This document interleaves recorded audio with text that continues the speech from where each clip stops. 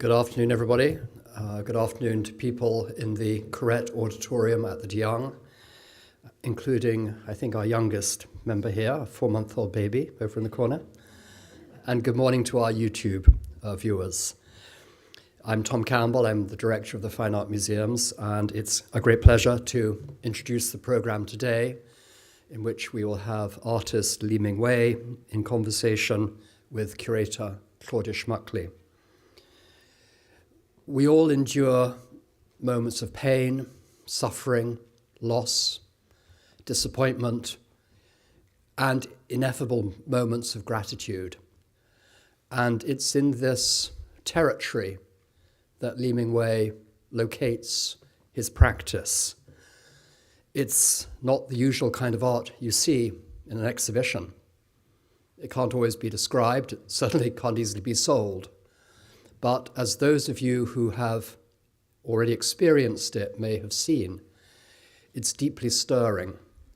And during the coming months, while the exhibition is on here at the Diang, I invite you to take part in these performances and in these installations, because from what I've seen, both my own experience and that of others who've been part of them, these are deeply moving and really rewarding experiences. I'd like to thank Lee Mingwei for entrusting us with this project. It's been such a delight to work with you, Jia Qi and Sandy, who support your work, and I think it's affected all of my colleagues at the museum who've been involved in putting this show together. And I also want to thank colleagues across the museum for their hard work in bringing this exhibition to fruition, not least the 6 art handlers who spent 4 weeks on their hands and knees meticulously creating Guernica in sand out in the Wolsey Court from different coloured sands. It was truly a labour of love, and we'll hear later. Yeah, they deserve a clap. We'll hear later about how this installation performance will culminate in a few weeks' time. Mingwei will be in conversation with Claudia Schmuckli, our curator in charge of contemporary art and programming. Claudia began her career at MoMA in New York and the Guggenheim, and then became director of the Blaffer Museum in Houston, where she forged a reputation as a pivotal figure in the presentation of contemporary art. And that is certainly what she's done since she joined the Fine Art Museums just over 6 years ago. She's created an amazing program of installations and interventions, both at the Diang and at the Legion of Honor, such as Uncanny Valley, Being Human in the Age of AI, Wangechi Mutu, I Am Speaking, Are You Listening, and Judy Chicago's retrospective, but many, many more as well. So I look forward to hearing the conversation this afternoon. Before that starts, we're kicking off with, we've made Megan Bates in our digital division has made a film about Mingwei, which lasts about 10 minutes. And so we're going to show that first as the foundation for some of the subsequent discussion. So thank you for being here again and enjoy. Thank you.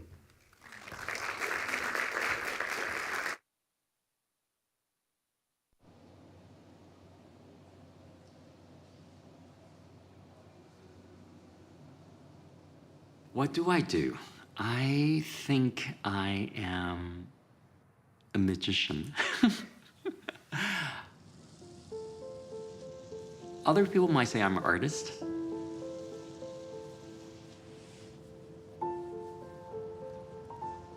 For the past 25 years, I've done major shows in major institutions around the world.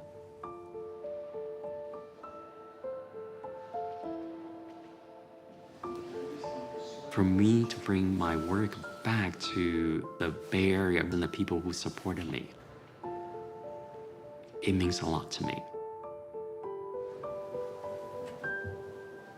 Lee Mingwei is an extraordinary artist who has shaped a practice about the relationships between people.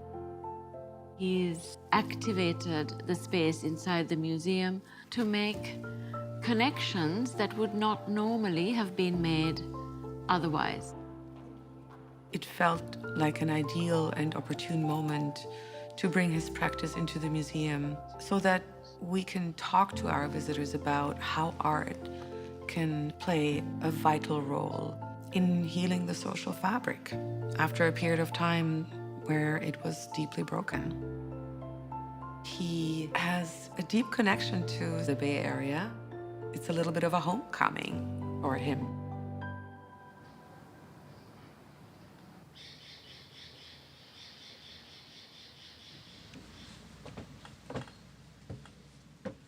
My relationship with the Bay Area really has to do with the beginning of being an artist. It's a place I always come back to, the place I gain and regain my energy and inspiration. I was born in Taiwan in a little town called Taichung, which is the middle part of the island. Taiwan was, at the time, a dictatorial state. I was a very, very naughty and rambunctious kid. I was the kind of the black sheep and the troublemaker at home. To a point that my parents were quite worried that I am going to get into trouble, mainly because I was very vocal about my ideas and thoughts in a dictatorial society that is not allowed. In elementary school, I loved making art. I never follow instruction. I always make these really, I would say, abstract, crazy things that my teacher didn't like, and one of the teacher even smashed it and say, "Where did you get these ideas to make these things?"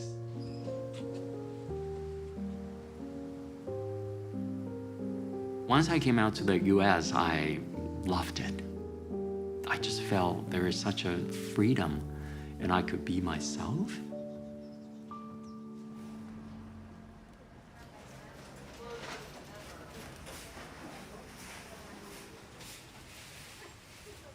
What I really do is that I receive these ideas, images, sounds, smells sometimes.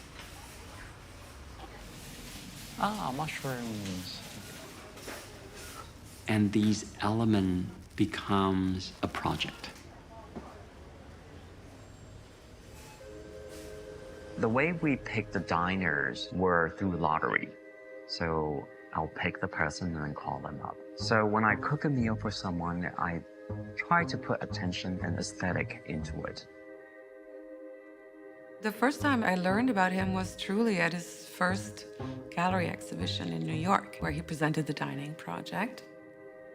There are many artists that set up scenarios that visitors are invited to engage with in one form or another. I do remember even at the time thinking that it was quite unique in the intimacy that it created between the artist and the visitor. That was the starting point of his career. That was the first time that people took note.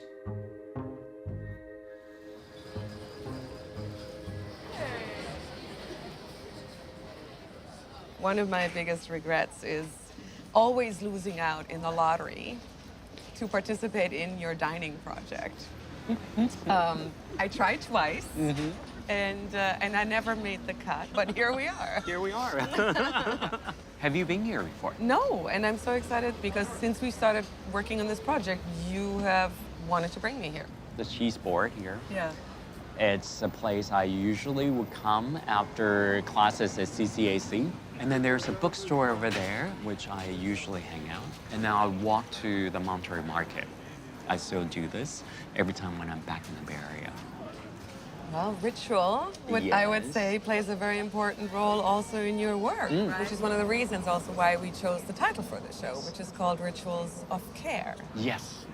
I believe that we all have rituals. One is a ritual that I learned from going to school or going to a spiritual place.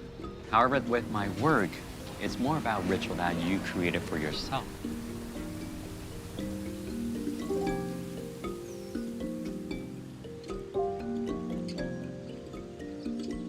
What is it to be a human being? What is it to be ourselves? How do we make poetic sense when we encounter these work? The crux of Mingwei's practice is about meaning and people. How can we make the simplest of gestures most profound? I first met Lee Mingwei in 1997 at the Queensland Art Gallery. He was a gentle, kind, open person, an artist whose ego was not the first thing you encountered, but ideas. We made a version of the letter writing project.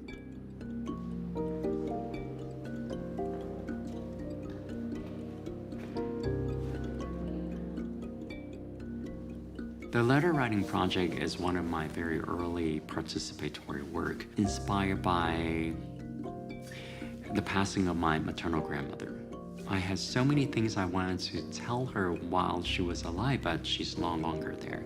So I wrote a lot of letters for her. At the end, I burned those letters. Therefore, I thought if I have something like that, maybe other people will have an experience that they would like to do.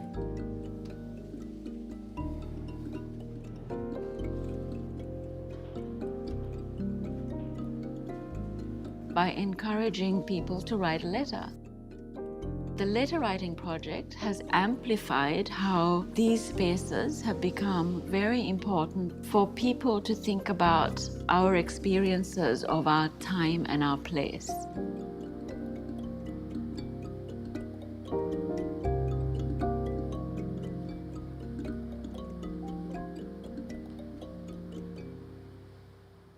In 2001, September 11. Around 9 o'clock, my dad called me. He said an airplane just hit the World Trade Building and looks like it's gonna fall. My husband, John, was an employee in that building. So I was just sitting there for the longest time and I didn't know what to do. What I did, though, was I took out all these things that I didn't have time to repair, like socks and sweater with a hole, and start repairing. That's when I heard the key go into the lock and turn. And when the door opened, John was standing there covered in ash. It took me 9 years to be able to have the courage to create something called the Mending Project, which is not about the horrific event. It's more about how do we move on through support, through friendship, through repair, through gift giving. We all live with our wounds, but hopefully we will find a way to mend them. That still points to its presence, but embellishes it. All his work is inspired by either personal events or world events that imply a form of loss. But then he metabolizes these experiences into situations that emphasize social connectivity and a mode of healing.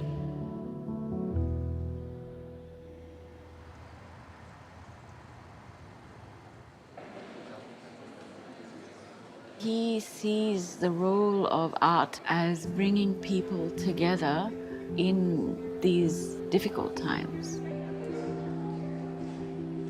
His work opens you up to thinking about what difference means and how you establish yourself within the other. All of Mingwei's work is really grounded in that desire to connect, whether that's with a stranger, whether that's with a lost family member, whether that's with the person that you happen to encounter on your way into a gallery. That's another one. Hopefully when people come to experience my work, they see something they could identify. It doesn't really matter where they came from. They could identify these elements because they are human beings. Thank you, thank you. you. See you soon.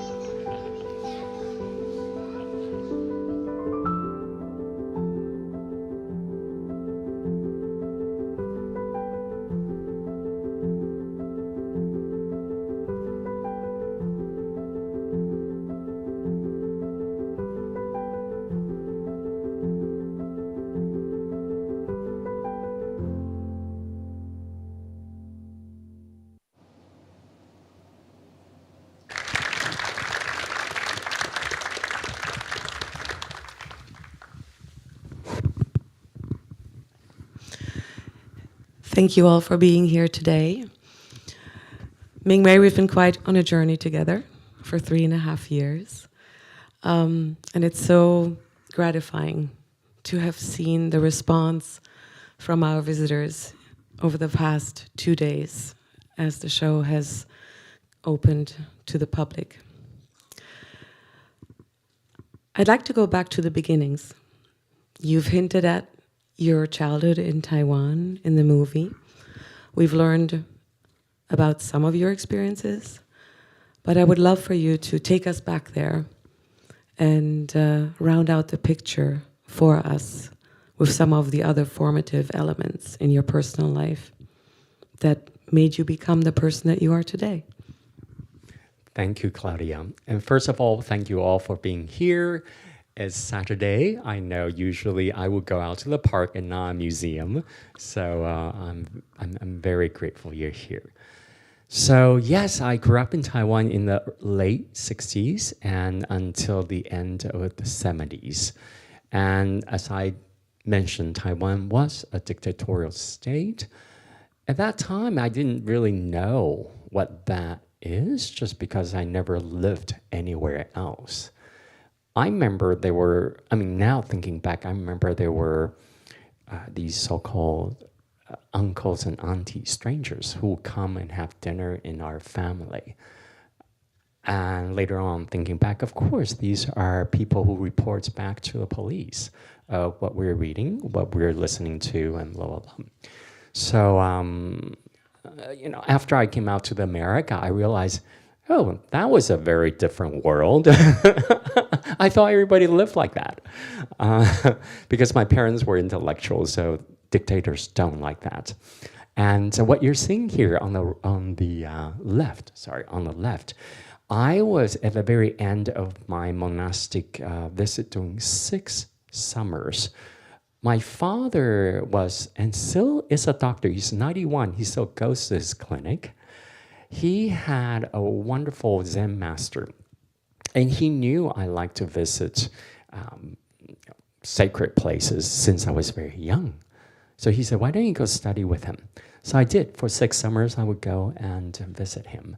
So being there, it was 3 months, summertime, it was great, and he didn't really teach me about Zen Buddhist thing. It's just more about to be yourself, to listen to the nature, and that's it, and pay attention to the details. And the picture, what you see next to it is a picture in front of my grandmother's clinic.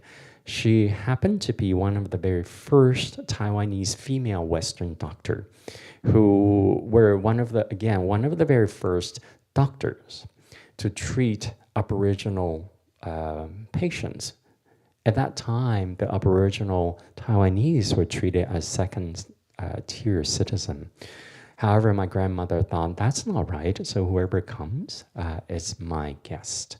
So I was one of them, and we always go back to her and my grandfather's home during Chinese New Year and had a lovely time there. And that picture of you is on the right. One of those small young men with black pants. Oh, sorry, left. Yes, exactly. That's you down there. But those months spent at the monastery in the summers, you say basically it was a month of just meditation, cleaning, being in nature, conversing. But that really was sort of like the beginning of a practice that you maintain to this day, right? Of meditation. Yes, the first few years was fine. being a 6-year-old, I always wanted to watch Leave It to Beaver or, Brady Bunch. But there wasn't any electricity in the monastery, so we had to turn off.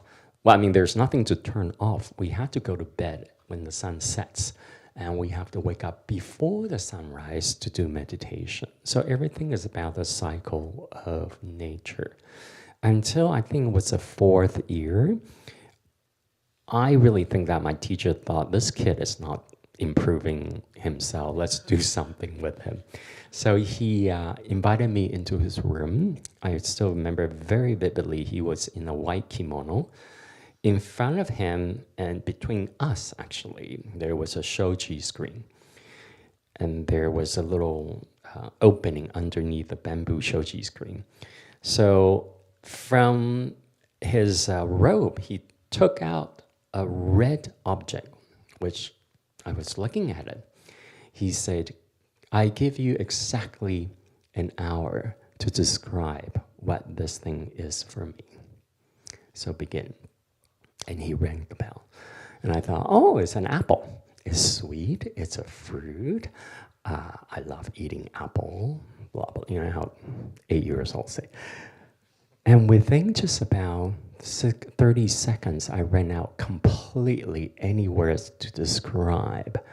And that became the most painful 59 and a half minutes in my life, because I was just, you know how that could be, right? So after that, an hour later, my teachers say, please take a bite. When I bit into it, when I felt the temperature, when I felt the juice on my tongue, that was apple for me. And any of the words I used was not what I tasted, what I had at that very moment. And that really changed me somehow. I can't tell you exactly what, but it really did.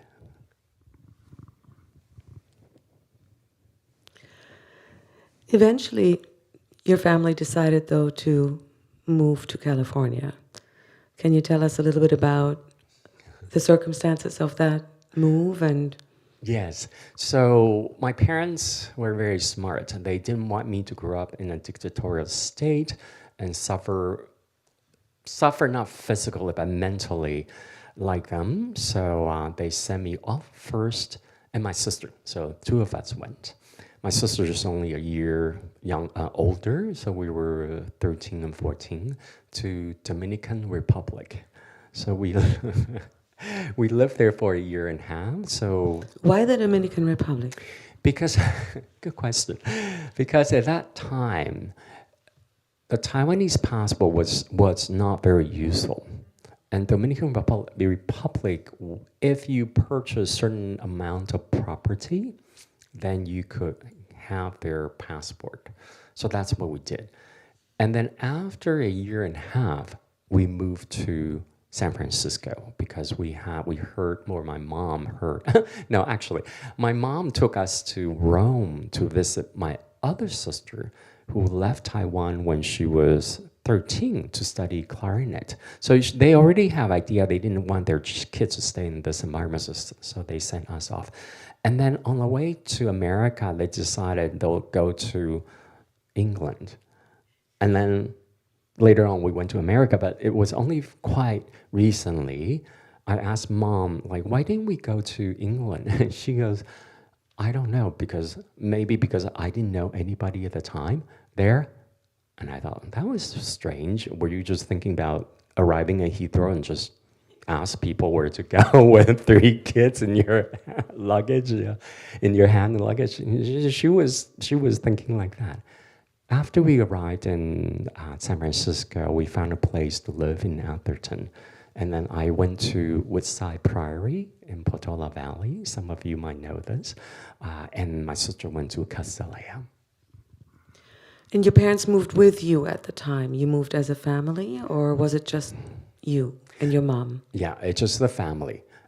It's just the kids. My parents never moved. Father stayed as a doctor, mom as a housewife. So they really held on the fort. by earning money for us to go to the best school here, sending us money, and the monks from Woodside Prairie and the nuns from Sacred Heart at the time helped us to open a bank account, and they were our chaperones. So I all loved them. But so you were 18 at the time, is that correct? I was much younger. I was like 15. 15, yeah. So how was that to be separated from your parents? Because you have a very close relationship with your family and with your parents. I did, but I thought it was so exciting to come to a place where Bambi lives. So I thought, and also it's interesting that when I was living in Taiwan, I always wanted to be American, meaning I wanted to chew gum, I wanted to wear a baseball cap backward. So to come to America, it's a dream come true, yeah. And how often would you see them? I probably every summer will go back, and at that time there's no Zoom or anything. We usually don't even give each other a call, probably once a month. But my mom is very persistent. She will write letters to my sister and myself in Mandarin, probably every 2 weeks, and then we'll reply. But the funniest thing is that she will reply our letter with red lines circle the wrong characters that we use, being a teacher herself. And that really kept my Chinese in a relatively good level, yeah. You ended up going to art school here in San Francisco to CCAC, although you had a little detour first. Do you want to talk about that? Yes, so I had about 10 years of detour, or 8 years, because I was in biology. I went to University of Seattle. Being the first son of a doctor, and also having grandmother as a doctor, also having cousins are doctors, uncles are doctors, I have to pick up. There's no question about being a doctor. So after 4 years at UW, I showed the grades to my parents that it is not because I'm not doing well. I don't want to be a doctor because whenever I see blood, I feel like throwing up and fainting. And that's really not a good quality of being a doctor. So mom and dad say, so what would you like to be? I was going to say artist, but I didn't have the guts to say it, so I say architect. So it's between art and science. So at that time, they accepted it. And then once I got into CCA, I started taking textile degrees and also conceptual thinking and all these very interesting performative classes. So after 4 years, and Suzanne Lacey being one of my most adamant supporter, she thought I should go into graduate school and look into that possibility. I'm curious if your parents, now you know that you've been an artist for so long, and given the nature of your work, which is reflected in the title of the show, Rituals of Care, some of that ethos of taking care of people has remained and has made its way into your work. And I can't help but think that they must see that too. Even if you don't become a doctor, somehow you have channeled that energy into a practice that is guided by some of the same ideals. Yes, you're right. When I started my very first project when I got into Yale was the dining project. And I was sharing with my parents the kind of work I was doing at Yale, and they were slightly baffled. So, and then mom said, you are doing these activity, it's almost like you're a philosopher, that these are not well, if you call them art project, that's fine. But these are not something most of people understand as art form. And most of people don't think they can purchase anything like that. Is that okay with you? And I thought that was very interesting because these conversations do come up. And afterward, I was talking to my dad, and he said he had a revelation that what he does with his patient is exactly what I'm doing with my visitors, that we communicate with each other. We listen to each other, and then we gain richness from each other by interacting. What is this, Mingwei? Yeah, what is this? It's my very first, this is a part of my work from undergraduate CCA. And I was telling Claudia earlier that looking at these work now, I already see in each of this work, especially the first, the one over, the first one and the second one, there is already a tension there. Because the stone is holding up that crescent shape, and so it's a stone being, it's the tension that's holding this coil. I think that is one of the essence of my work, that it has to have tension in order to make it alive. If it's just a beautiful object art, then it's not enough for me.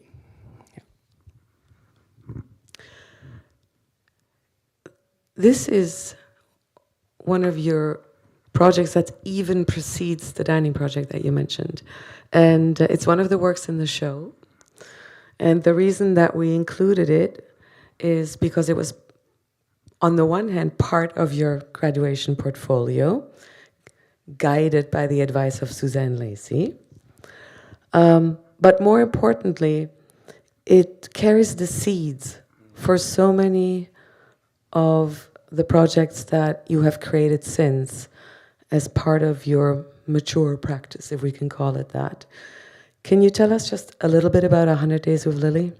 Yeah, it's a fairly simple project that I carry our narcissus bulb. I mean, actually, I planted and then carried, going through the experience of blooming, blossom, or germination and death, and then at the end of 100 days, exhume the bulb. That was in memory of my maternal grandmother, like the letter writing project, because at that time she played a very important part of my life. And I was telling you earlier that this, looking back, this is my very first endurance work, and it's also my last, because at that time, we all study about Joseph Beuys, Marina Abramovich, and these iconic artists who does endurance, or Xie Deqing, who does these amazing works. And I thought, okay, being a serious artist, I need to endure hardness. But after 48 hours of carrying this thing, I just thought, this is too hard. But I can't finish. I can't just stop. But okay, I'll go for 100 days and see how it goes. It got easier, but definitely it's the very last endurance performance work. So what you did with that project is carry this narcissus plant, which here now is identified as Lily because you couldn't pronounce the word narcissus as a child, right? Not to be confused with the name of his grandmother, whose work this was made in commemoration of. And then, taking 5 sort of exemplary photographs of daily actions that you would have Lily witness, if you will, or be a participant of, and then transcribing them for each photograph into 100 actions, many of which have been translated into certain projects, as you can see even in the exhibition, particularly mending, singing, and we'll come to those later. But I just thought it was such a potent way to sort of think about the genesis of so many of your works.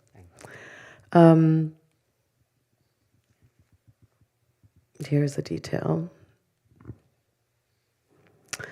And here's the woman who inspired it. Yes. This is my maternal grandmother, and her husband, my grandfather, when they first arrived Tokyo, late 1920, to study, this is their first photograph. So she went into medicine, he went into law, and became the youngest congressman in Taiwan under Japanese occupation.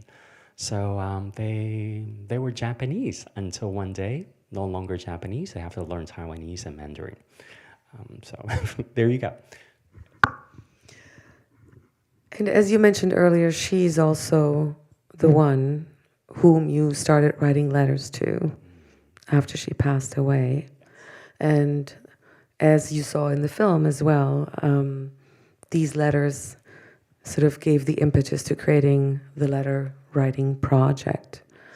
And I can tell you, just witnessing the degree of participation over the last 2 days from our visitors, it has been incredible to watch just the eagerness, and obviously, which is the expression of what seems to be a deep-seated need to communicate in this way, which we may or may not allow ourselves to make time for in daily life. And we have a couple of images of this project as well, and some of the letters.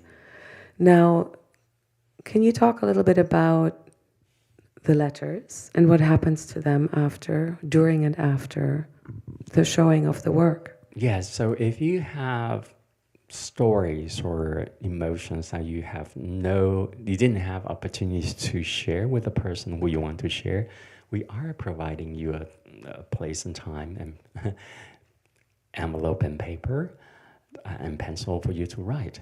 Once you finish writing these letters, you are welcome to either seal them or not. If you decide not to seal them and it has an address on, meaning other people could read your beautiful letters, moving letters, but we will seal it before it goes out. Because right now we have about 60,000 of these letters in my studio, because the project still continues since 1998. That are letters that have no place to go. They were for people who no longer in their lives or just someone they met. So at the end of a natural conclusion, I will create a fire ceremony, a ritual to burn these letters, because I feel the emotion of these powerful words belong to the sky or to the ocean. It doesn't belong here. One of the questions I had for you is, how do you, as an artist and a person, and as the holder of so much feeling through, the letters that you retain, how does that impact you? What does it mean for you to become the repository of all this feeling? I mean, just being in the galleries yesterday with you, a man sought you out who had just wrote a letter in tears and came up to thank you for creating this opportunity. And again, reading some of the letters, which you're welcome to do as long as the envelopes are unsealed, really reveals the depth of emotion. And it's deeply moving and, as Tom said earlier, stirring to witness these, and you carry that with you always. It's a responsibility too, no? It's like how do you manage that? I let it affect me while I'm reading it or while I'm experiencing, like that gentleman yesterday. And then it stays with me for however long it needs to. It never goes away completely, but it changes me. So, and I feel I'm relatively supple in that way, that I could receive these things, and I just think that these are all so very beautiful stories and positive things. So it's not like I'm receiving very bad energy at all. So even sad stories. Yesterday, I was reading one of the letters left open. I assume was a man. So he said 44 years ago, he arrived in America as a refugee. Miss Kent welcomed him with all the kindness and generosities that made him who he is now. And Miss Kent, he doesn't know where she is, but just wanted to say thank you for what she did. You know, things like that.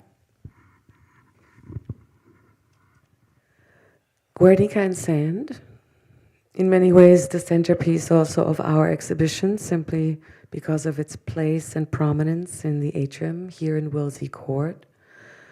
Can you talk a little bit about this work and what it means to you? Yes, this work has two parts to it, meaning three parts, because we spent 4 weeks creating it. Probably when we add up all the hours, is around 1,500 hours. As you can notice when you see it in situ over there, part of it is unfinished. For example, underneath the light, there are still some bucket underneath it that delineates the fact that it's not finished. So I will go down to finish that on March 23 at 12 o'clock noon. And that allows one person in the audience to start walking onto it, creating a tension, right? So you could just imagine the tension between myself and the person who's walking on it.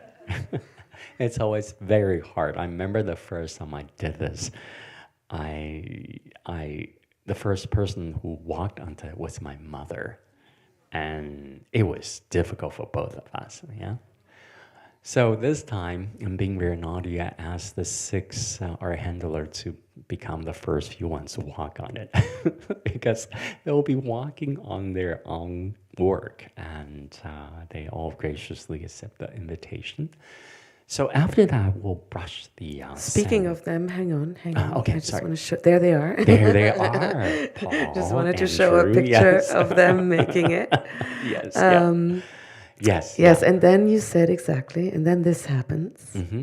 And then we will brush the sand to the middle gesturally, and then leave it like that for a week. So if you come back after this performance, you probably could tell it was Guernica, but most of it is like a storm just went through, a swirl of sand and powerful things just went through. I remember when I was doing this at Gropius Bau, afterward, this young woman came over and she says she's from India. She is a traditional dancer. So she witnessed the transformation of it and then the brushing of it.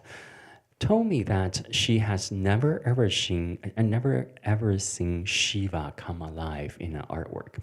But this work really is, for her, Shiva, because Shiva is about destruction and creation in the same time. Yeah.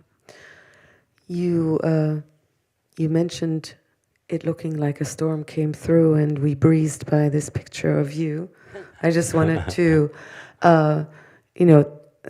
tell us where this is and what it has to do with Guernica and Sand before we... This was in Highland Desert in Bolivia, 2008. My partner and I went to Bolivia, and then suddenly we were caught in a sandstorm. Gradually, the sand was covering our Jeep, and I thought we were finished. But luckily, the sandstorm finished when the window is still half covered. So we rolled the window, but tried to get out as soon as possible because the sand were coming in. And once we got out, we saw this pattern of curves, and it was, we think, is by animals who just went through during the sandstorm. And that suddenly became really the awakening point of me of using sand to talk about the idea of destruction, creation, and the idea of impermanence. Which you're performing with the entire piece of Guernica and sand. I just want to go back to it quickly and ask you when, so we know the origin story about you using sand, and obviously there is also the tradition of mandala that you mentioned in another conversation. When did you connect that idea to Guernica? That's a good point. I don't know when, because often people ask me, how do I get these crazy ideas? Like my teacher asked me, right? So I truly believe that ideas come look for me. For example, when you go to bed tonight, when you wake up tomorrow morning, the dream you just had, you didn't go look for them. It's because you're ready. That's why it shows up. And many of these words are like that. So I think one day it probably will tell me more. And I really think that's a beauty of some of my work that talks to me. They are adults. And they have their own life, although I am the originator, yes. Sorry. I still think that they teach me a lot about myself. Yeah, because, you know, Guernica, of course, is probably the most important anti-war painting in the history of modern art, right? It occupies a very, very important place, sort of in that narrative, and you know, I remember one of the reasons why I wanted to include it, apart from the fact that it's a phenomenal work of art, was also just the potency of its message, I feel. At any given time, really, but also at this particular moment. I mean, when we conceived of the exhibition, I was also, I guess I was thinking more about the tension between Taiwan and China, and sort of like the threat of invasion that sort of looms, you know. And I cannot help but think that that was part of your unconscious decision to make this work. And of course, the potency of the message has taken on a very different turn with recent wars raging all around the world. But it's such a powerful piece, and the fact that it does undergo this transformation in the end and looks like a storm blew through, it also, you know, makes me think of the time of its creation in 2006, which was at the height of the Iraq War. So somehow these things are percolating somewhere in the ether that sort of congeal to make this work of art. And the war was called Desert Storm, remember? The first operation that started the Gulf War, yes, and yeah, led to the second Iraq War, indeed. So there are all these resonances that make it such a powerful work for us to have at this particular moment in time. That's why I love working with curators, because she helped me understand my work much better. You have already addressed the origin story, the genesis of the Mending Project in the film, so I don't feel we need to go back to that. But this is probably one of your best known projects, I would say, since it has also been presented at the Venice Biennale. But I'd love for you to still talk a little bit about what happens when you're at the table between these two people. Here, obviously, you are pictured as the mender, but it doesn't have to be you, right? Exactly. The project is really not about it's Lee Mingwei who's doing the mending, therefore it's artwork. It's more about someone, just someone. It could be you, it could be you, it could be Tom, doing a gift-giving gesture to another person. So we did that in Venice for 6 months, and every day from the beginning, 10 o'clock to 5 o'clock, we work with the local artists, and many of them actually, and took turns of doing it, and I think some of them are here today. So it's really quite amazing that every one of us felt there is an urgency to connect with people, and whatever comes by, you have to be very open in terms of what people brought to you or the stories people tell you. One of the most beautiful story I had was an elderly gentleman. He brought, you could tell it's a hand-knitted sweater. And by looking at this gentleman, I think he might be in his 80s, right? So I said, "Oh, did you make this for your grandchildren?" He said, "No, my mother made it for me when I was very young. And she made it for me the night before I left Australia, and that was the last time I saw her." So he kept it all this time and brought it for me to repair. I was just so stirred by the honor and the intimacy that he provided us. Yeah. Can you talk a little bit about the tradition of repair? Because it's not a repair to make the stitches invisible. Yeah. Maybe we'll show the next few pictures of the repair. For example, like these ones.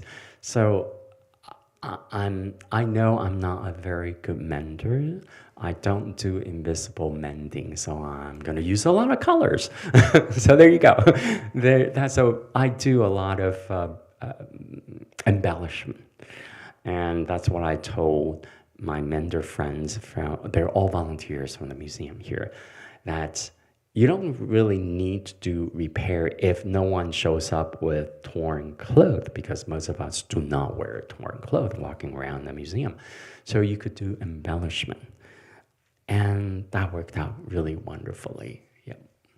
But it also has a history in Japanese tradition, right? Can you Yes. talk a little bit about that? Yeah, I remember growing up in Taiwan, I was 6 years old, and there was a young woman who would come on her bike wearing red kimono, and she would park her bike in front of a temple and a banyan tree, underneath a banyan tree. On her bike, there was a wooden box. In there were several things, the sewing kits, but also a cat. So that really attracted me. I would go play with a cat while listening to her stories, or people told her stories about whatever gossip from the village or who they are. That really became the genesis. Even when I was 6, I didn't know I was going to be an artist. And you have given our menders, which by the way, we have 62 volunteer menders who will be waiting for your visit during the run of the show. You have given them a diary. Yes, because I think whenever I do the mending project for an institution, I always try to create, but this one was created by Tristan, your wonderful team here, a diary for them, each of the mender to write stories if they wanted to. What is fascinating is that I noticed that menders also would sew into pages and show techniques and stories, and it's so moving. It really is about a log in an intimate way of what happened between these two strangers. After the exhibition, this particular book will go into your collection because that really belongs here and not my studio. But also I think with all your projects, the experience belongs to the visitor, right? And oftentimes we will not exactly know what that is, but we get glimpses and hints of that here and there through the recorded conversations or the letters. Sonic Blossom. Can you talk a little bit about that? Yes, it's happening right now at Gallery what is it? American Gallery. 26. Yeah. It's the Hudson River Room. Yes. I probably won't say much because it will be a surprise for you. Anyway, if you see someone wear this beautiful cloak, which I call transformative gown, and ask you a question, the question could be, may I give you a gift of song? If you want that, she will do something special for you, okay? And this was at the Met. Yes. And then, yeah, this was a work that came to me when I was taking care of my mom, whose mother was a doctor, yeah. So mom was very ill with heart disease and was in ICU. So I went in and took care of her. While she was recuperating, I played Schubert's songs or lieder for her. The reason is because that's her favorite composer in music, also mine. And then she also played the same Schubert lieder for me when I was a very naughty boy that runs around the courtyard doing hot summer nights, like puppies, and she would play in a very small volume. And I'll say, Mom, I couldn't hear Schubert singing. And she said, well, my dear boy, you just have to sit down, be very quiet, and you'll hear Schubert singing. So after that, so during that time, I got a beautiful invitation from Tate Modern's curator saying, could you please create a project for the inauguration of Museum of Contemporary and Modern Art in Korea? I was so overwhelmed taking care of mom. I just say, thank you. May I have a month to respond because I need to take care of mom first. So it was that time that this idea came to me. So I was very lucky. Yes, and here you see some images of previous iterations of Sonic Blossom, and I really hope that you will make the time to go and experience it in person here, because it's a truly powerful experience. And as I have mentioned earlier, it's one thing to experience it from the sidelines, but it's quite another to receive or be the recipient of the direct recipient of this gift of a song.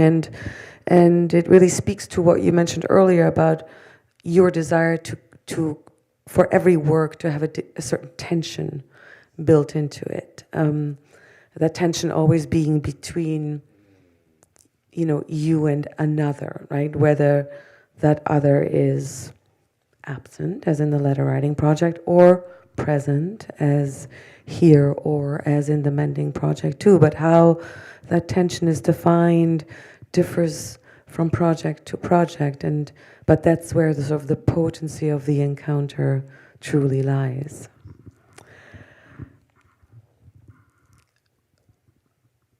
Our Peaceable Kingdom, a more recent work, as you can see, from 2020.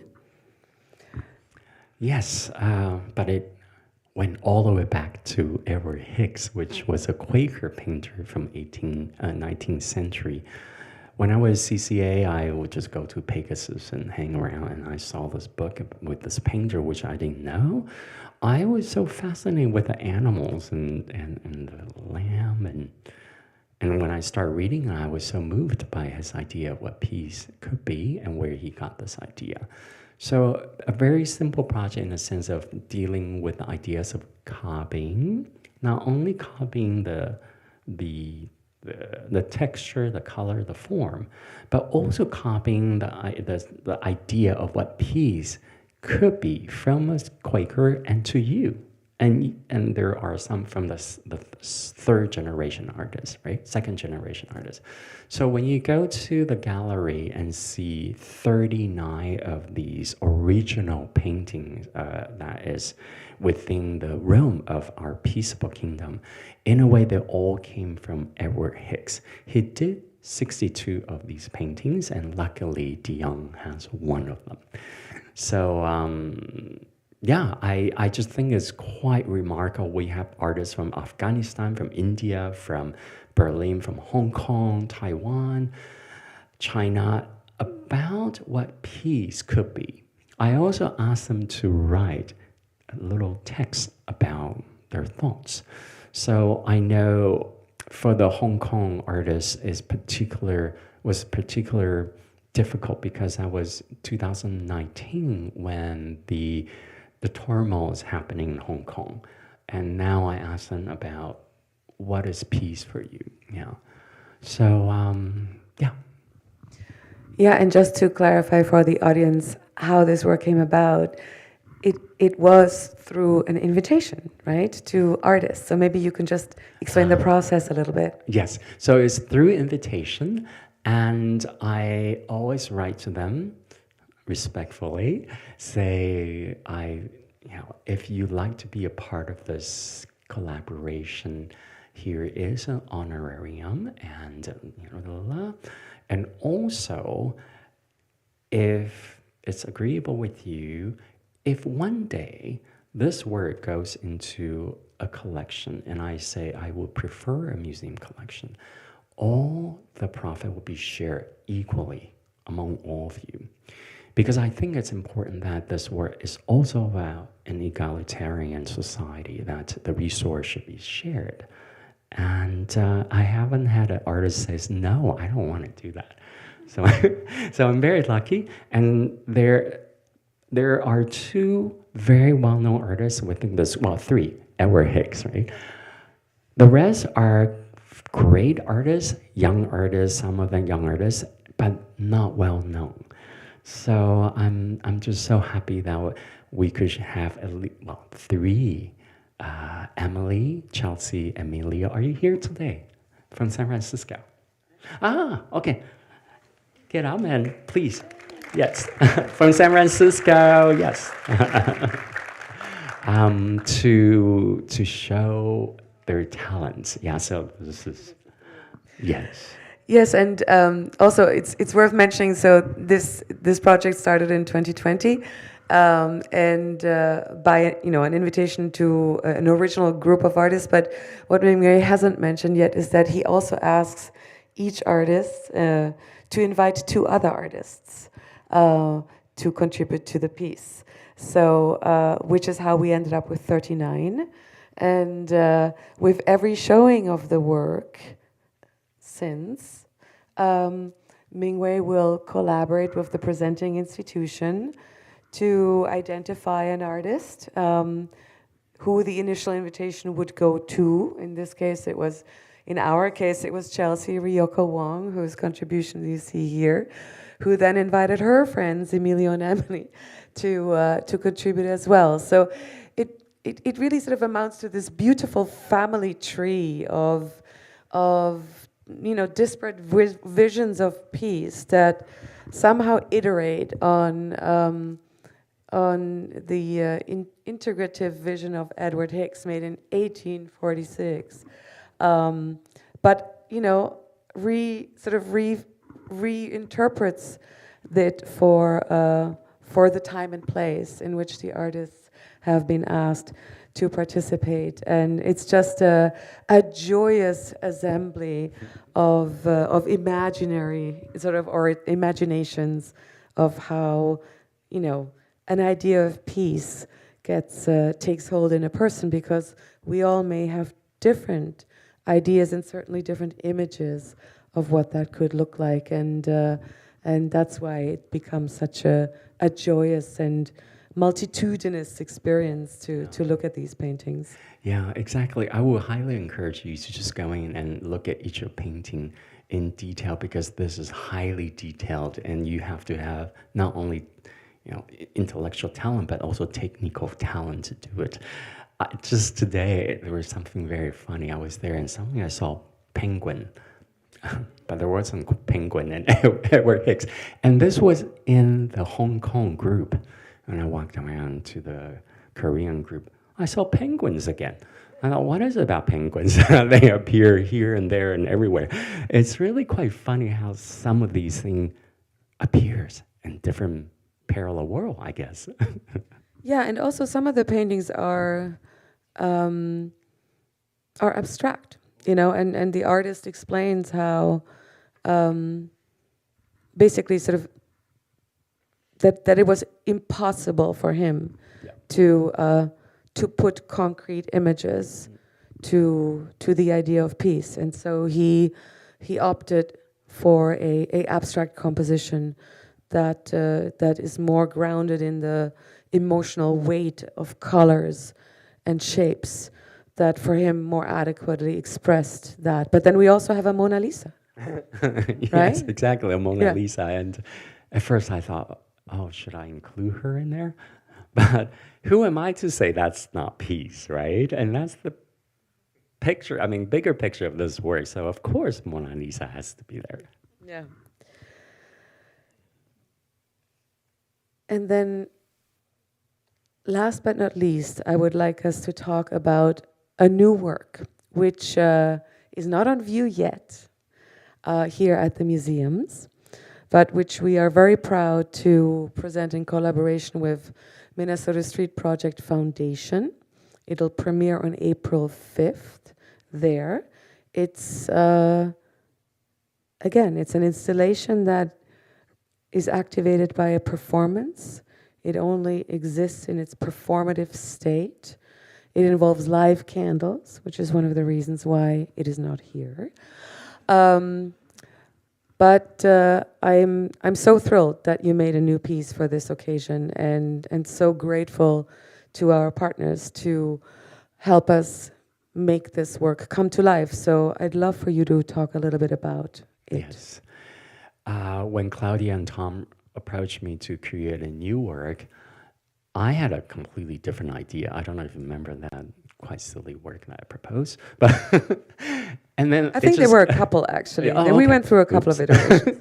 And I just totally forgot about those when COVID hit and the wars began. I just thought, oh, those works are so unimportant. What am I doing? Put that away. At the same time, I also started doing, to calm myself down, I would meditate a little bit after swimming, and I would put sumi ink on alabaster and then start blowing it.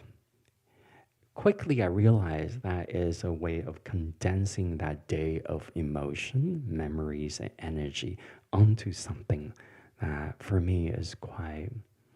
It is very personal, because when I look at any of these, I could exactly remember what happened to me that day. When you come to Minnesota Street Project, there are 60 of these, and behind them there is a candle, unlit candle. The performance is about 40 minutes. The performer will come in the darkness, and then lit the first candle, the second candle, the third candle. Gradually, it becomes bright. After 60 of them, I mean, not bright like this room, but relatively bright. She takes a deep breath, and then blow off the 60th, the 59th. So it becomes dark again. And she disappeared into darkness. It's a very quiet piece. There's no music, only her ankle bell that is accompanying her. So I always, because this is a new work, I'm just talking as if I've done it, but I haven't done it. We did a filming of it. So I'm looking forward to celebrate this work with every one of you. And there might be some things that I will add or subtract, I don't know, because it hasn't been done. But I'm very grateful that Tom and Claudia allow me to have this opportunity of creating the work. So much of your work slows us down purposefully, right? And I know that I didn't say anything after you described your experience in the monastery of biting in the apple, but I think this is a great way to come back to that. Because that really, again, sort of like holds the seeds of that type of experience when you're as a young child, not very receptive, obviously, to being slowed down, but clearly that is something that has carried into how you want us to engage with the work. Sort of this slow pace, taking the time, and also finding the beauty in everyday gestures and grace. Like here, lighting a candle and thinking about the transition from lightness into darkness. And about breath. And the breath as being something that is important, and of course, especially during the time when you made it, also contested, both politically and climactically. So it has, you know, all these resonances that make it incredibly powerful for this historical moment. So I'm grateful to you for making this work, and just like you, I can't wait to actually see it come to life. Me too. So if you want to witness us witnessing it and judging its success, you can join us on April 5th.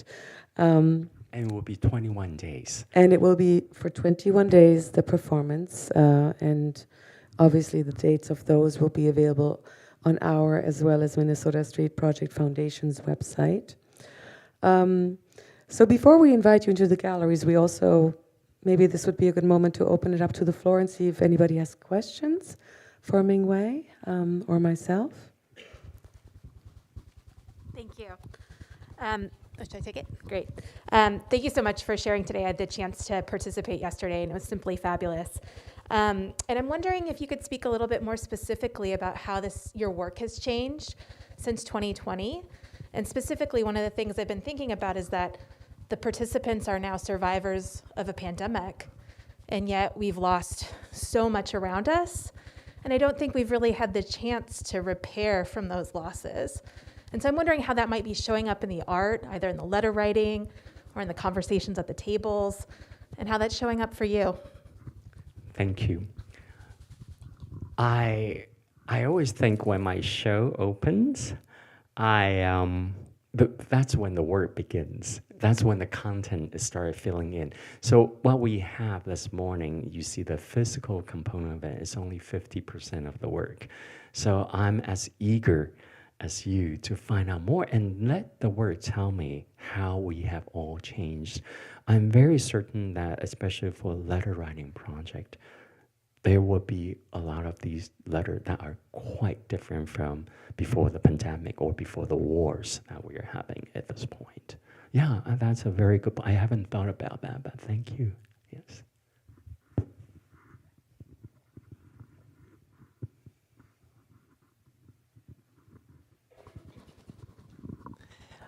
I very much enjoyed seeing the Edward Hicks. Sorry. No, seeing the Edward Hicks, and we came in from the wrong side of the exhibit, so it's like, what is this? And it was fascinating, but I wondered if you could talk about how that related to the rituals of care theme. I think the ritual of care is casting a bigger net of trying to let each one of you to define what that ritual is and what that care is. For me, for each of the artists to copy from the previous artist, that is a ritual of care.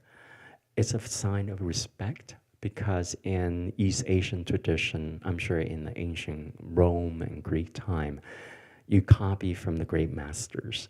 And for many, many years later, if you're still alive, you probably could do your little things and maybe you'll be able to survive. So I think that's already a very beautiful gesture of Chelsea copying from Edward Hicks and Emily copy from Chelsea. And I don't know. Emily, do you want to say something?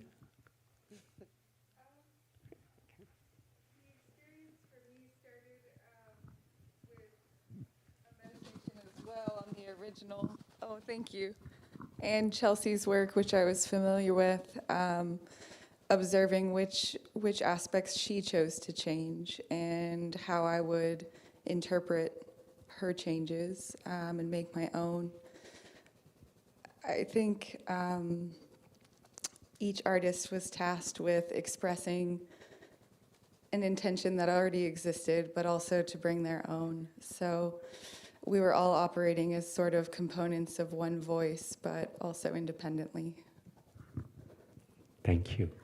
And if I may expand on this Yes, too, of from course. my perspective, the way that it ties into this framework is by opening up the possibility for all of us to think about and imagine what peace might look like as a, and for me to witness the, again, sort of like the multitude of images that have been created following your invitation. It's an ongoing work that is alive and that will grow. And it becomes an invitation to all of us, I feel. When I look at that, I feel motivated to create my own image of peace and to think about what that means to me. And in that way, even though I'm not, creating a painting for exhibition in that sense, I feel I am partaking in that exercise, if you will, by projecting myself into this family tree of creators that have been invited to do so. One last question right here. This is maybe a little more pragmatic. So we experienced several of the pieces today, and it's very moving, and the hearing about it gave us greater appreciation. But I also always think about what happened behind the scenes. And you alluded to that a little bit here, which I really appreciate, but I'm wondering, Claudia, perhaps you could talk just a little, I'm sure you could go on for hours, but what does it take for a museum to welcome an artist like Lee Mingwei to the family and to the community? Because obviously this is not just a matter of hanging things in a gallery, it's so much more. I'm just curious if you could speak to that a little bit. I'd be happy to, and I'm really glad you asked that question. First of all, I think they are very brave. It was a humongous undertaking, and I'm really grateful for, for the opportunity to be given the chance for the museum to take this on, because it really took an army to make it happen. And as you say, it's not, your usual process in having a specific time frame of installation where you work with a crew to put objects on a wall or in a space, but it took months of putting infrastructure into place that goes way beyond, let's say, a traditional understanding of exhibition making. And that includes working with our volunteer coordinators to identify volunteers for the mending project, which is not something that they've ever had to do for an exhibition, and to then also ensure that these volunteers are scheduled, that they show up on time, that the project actually can unfold as we promise our audience that it will. And so the same with Sonic Blossom. We held auditions for a large group of professional singers over several days, and hired a person to coordinate the singers throughout the run of the exhibition. We have 6 beautiful local singers that are participating in the project, and that have been brought into the museum context. And for them too, it was a huge learning experience, because singers are usually trained, to sing on stage to a vast audience, and it's an entirely different circumstance to sing to one person. I touched upon that from the experience of me receiving the song, but also for the person giving the song, it is a radically different proposition than what they do normally in their professional lives. And also having to build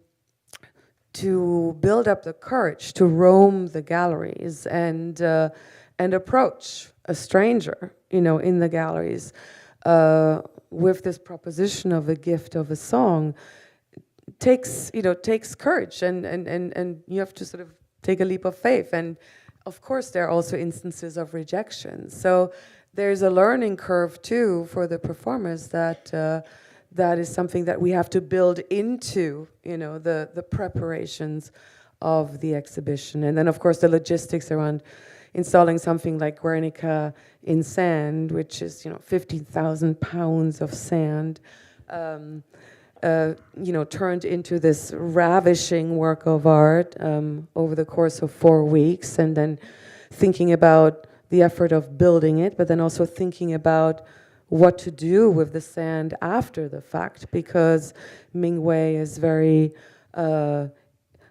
clear about the fact, and I'm grateful for that, that he doesn't just want it to be thrown away. And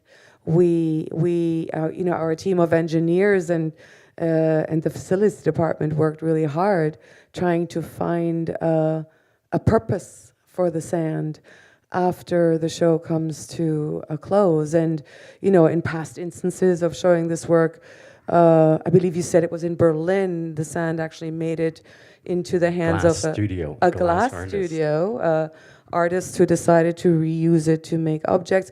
In our case, it will actually be used to treat some of the areas of our grounds within the sort of re-landscaping of some of the areas that we're doing. So, yes, it involved so many departments, sort of like public programming also for Sonic Blossom. It really sort of has prompted a lot of conversations about what a work of art can be, right? Beyond sort of like the traditional canonical objects that we're used to seeing in a museum. And while while participatory art and has had a long history, it's still somewhat a stepchild, I would say, of institutions for precisely the challenges that you point to. But yeah. And I think just one last thought is that I think in order to make my work meaningful and thoughtfully done in an institution, of course, the curatorial team is one of the most important part. The other very important part are the guards and the caretakers, because they are the angels that take care of these living things. And I've noticed that your staff are so wonderful.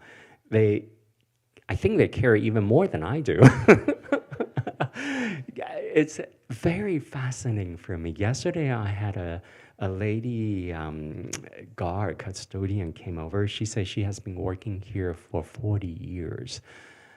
And then after she said that, she said, I need to go, because she was all tearing up and couldn't continue her thought. And then later on, she came back and told me that this is the first time she felt she really, really, really needs to share the love of this work with everyone. And they know that these are precious living artwork that she's so honored to be a part of. And I feel so moved by that. Yeah, and so welcomed by your team too. Thank you. Yeah, but so do I. I think it has really been transformative for us. I mean, when we picked the title Rituals of Care, we were really, or I was thinking more about the modalities of your work. And sort of the spirit of generosity that informs it, and the act of gift giving, which is so integral to it. But it really also reflects now, that we have gone through this process, how the museum as a whole relates to the work. And that's where I think Mingwei's practice is so powerful, because the type of participation that it elicits goes way beyond, the visible, the visitor, the interaction in the gallery. It includes and extends to the staff and the museum as a whole, which we all become implicated in this. And that's been a really beautiful experience.